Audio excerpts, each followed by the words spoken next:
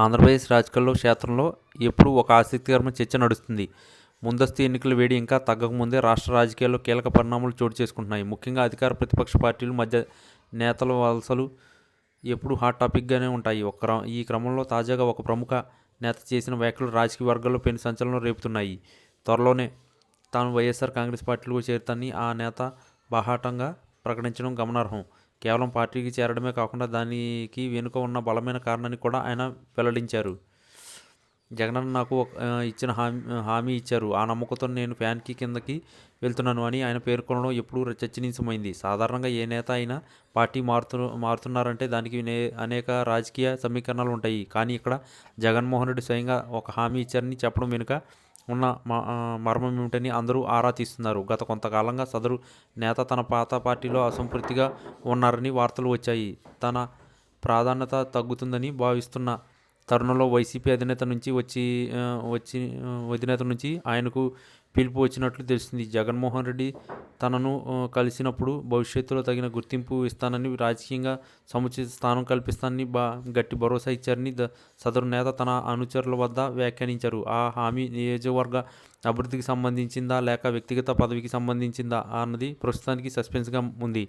వైసీపీలో చేరడం ద్వారా తన రాజకీయ భవిష్యత్తుకు డోకా ఉండదని ఆయన నమ్ముతారు. గతంలో జగన్ ఇచ్చిన మాట తప్పరని మా తిప్పరని ఉన్న పేరును ఆయన గుర్తు చేస్తున్నారు. జగనన్న నాకు ఇచ్చిన హామీ చిన్నది కాదు, అది నా నియోజకవర్గ ప్రజల ఆకాంక్షలు ప్రతిరూపం అని కూడా ఆయన చెప్పుకొచ్చారు. ఈ పరిణామం విపక్ష పార్టీలకు ఒక షాక్ అనే చెప్పాలి. కీలకమైన సమయంలో ఒక బలమైన నేత అధికార పార్టీ వైపు మొగ్గు చూపడం వల్ల క్షేత్రస్థాయిలో రాజకీయ బలబలాలు మారే అవకాశం ఉంది. ముఖ్యంగా సదరు నేతకు ఉన్న సామాజిక వర్గ మద్దతు మరియు కేడర్ బలం వైసీపీకి అదనపు బలాన్ని ఇస్తుందని విశ్లేషకులు భావిస్తున్నారు. మరోవైపు ఈ వార్తపై వైఎస్ఆర్ కాంగ్రెస్ పార్టీ శ్రేణులు హర్షం వ్యక్తం చేస్తున్నాయి.